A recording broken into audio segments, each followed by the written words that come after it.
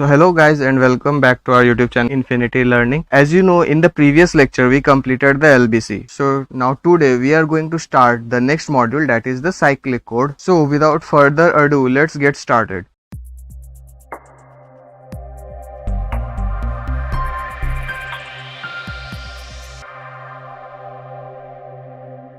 So first we will start with the definition of cyclic code, that what is cyclic code and what are its properties.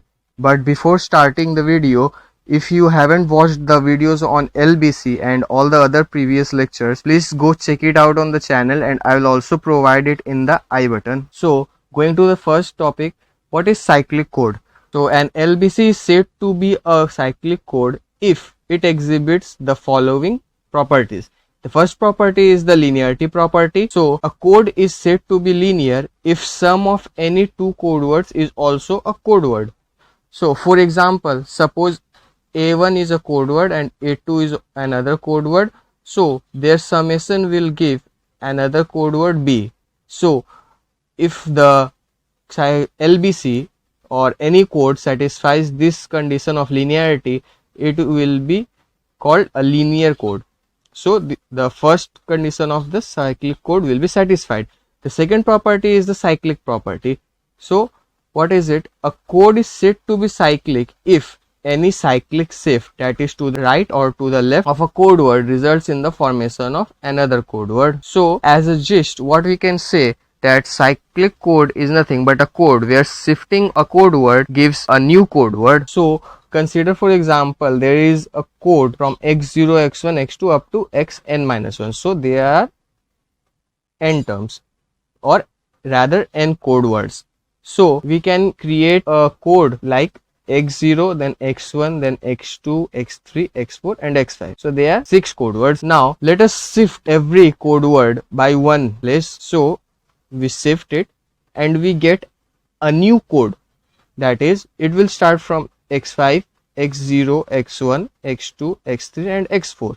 So you can see that by shifting every code word, the code gives a new code. So any LBC or any code which satisfies these two properties will be considered as cyclic code. Now next we will discuss about the code word polynomials, or rather we can say just polynomials. So a polynomial is nothing but a mathematical expression like fx equal to f0 plus f1x plus up to ff(m-1) into x to the power m-1, where x is the indeterminate and f0, f1 up to fm, or rather fm-1, are known as coefficients. So it's just a mathematical expression where we can sum and add the coefficients, that is the constant and the variables. Now there are some important conclusions that we can derive from our observation of the polynomials. So the first one is, for the binary codes, all the coefficients f0, f1 dot fm will be zeros and ones, because it is binary code, so it has only two values, either 0 or 1. So fi, the coefficient fi, will be either 0 or 1. The second conclusion is, each power of x in the polynomial fx represents a 1-bit cyclic shift in time, that is, we can write it as x to the power m is equal to 1. So as I said, one shift will result in the generation of one new code. So if we shift m times, there will be n number of new generations, and we can write it mathematically as x to the power m is equal to 1, as there are total m number of code words. The third conclusion is, this special type of polynomial multiplication, that is the shifting, can be done by multiplying the variable. So this special type of polynomial multiplication is known as multiplication modulo. We can write it as x to the power m-1. We can simply rearrange this equation and it will give x to the power minus m-1 is equal to 0.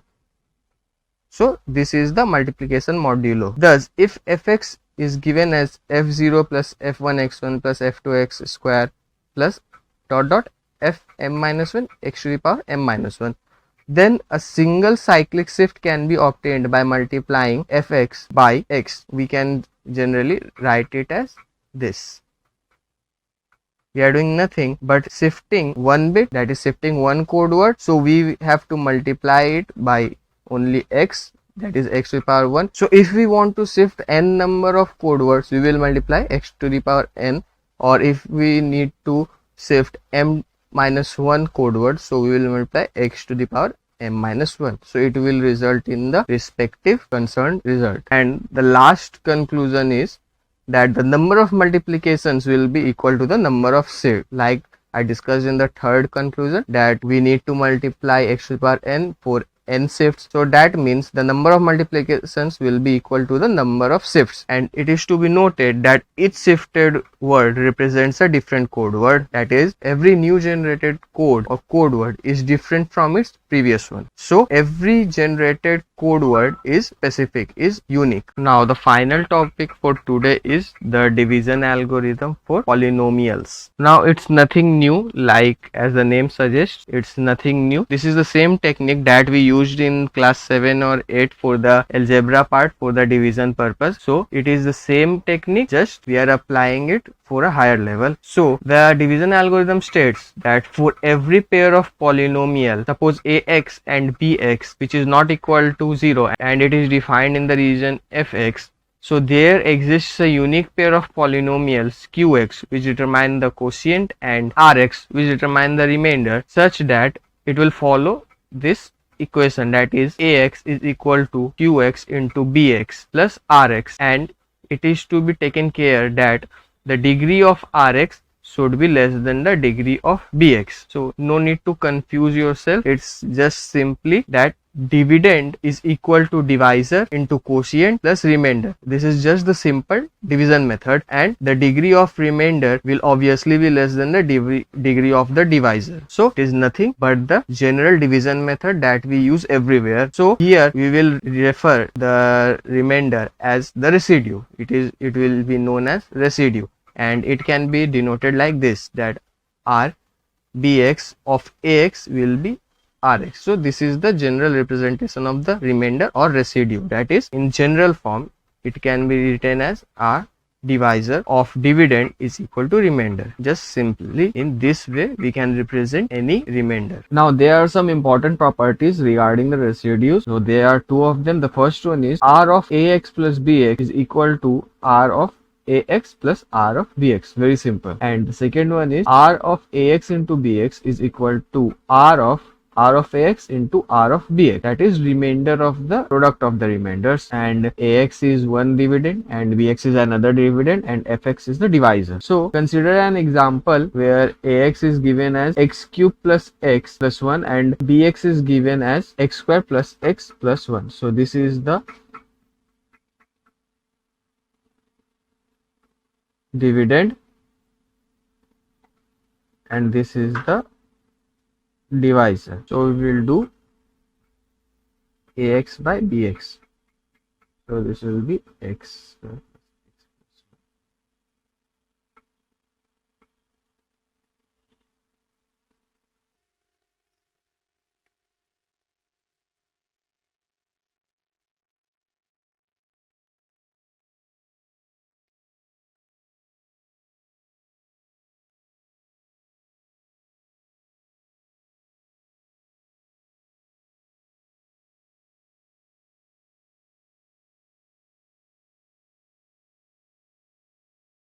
So we got the quotient as x minus 1, remainder as x plus 2. So we can obviously write it as x cube plus x plus 1 is equal to quotient, that is x minus 1 into divisor x square plus x plus 1 plus remainder. And now if you solve this, you will get the same result as this one. So the equation is satisfied, and obviously the degree of remainder is less than the degree of divisor. That is, degree means the highest power of x, so this is 1 and 1 is obviously less than 2. So a simple process and very easy to do. Now let's verify the properties of the remainders. So going for the first property, obviously we will require three expressions, ax, bx and fx. So I have assumed this one. So first we need to get what is a plus b. So a plus b will give you 2x cube plus 2. You can check it by yourself. Now we will get its remainder. So this will be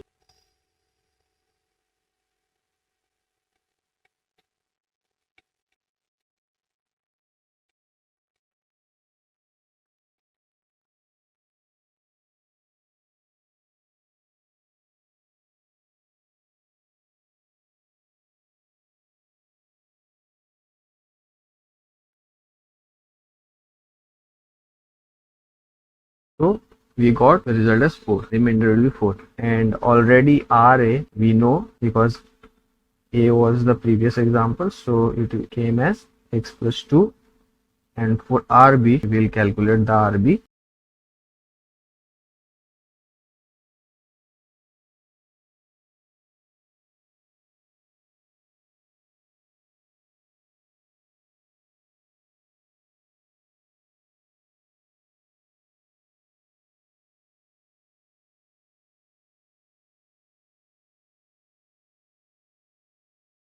So we got RB as minus x plus 2. So RA plus RB will be x plus 2 minus x plus 2. So it will be 4, and which is equal to R of A plus B.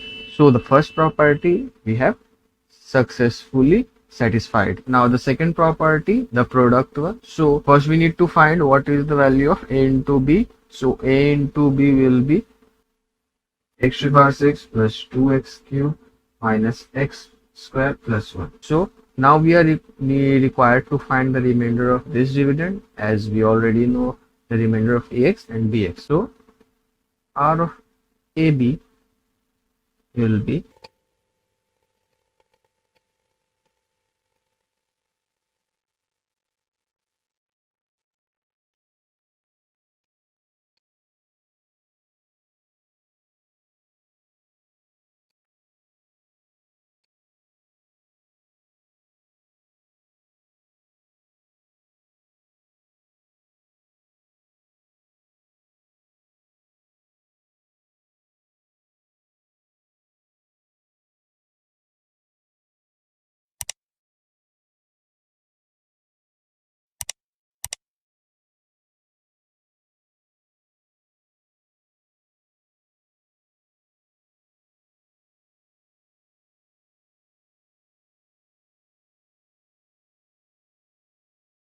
so we got R of AB is equal to x plus 5. Now we already know that R of A is equal to x plus 2 and R of B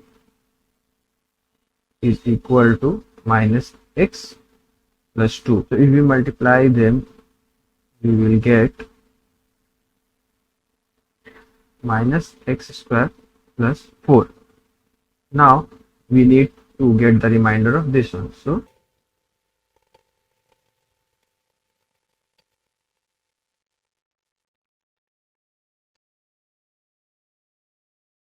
we got RA into RB equal to x plus 5,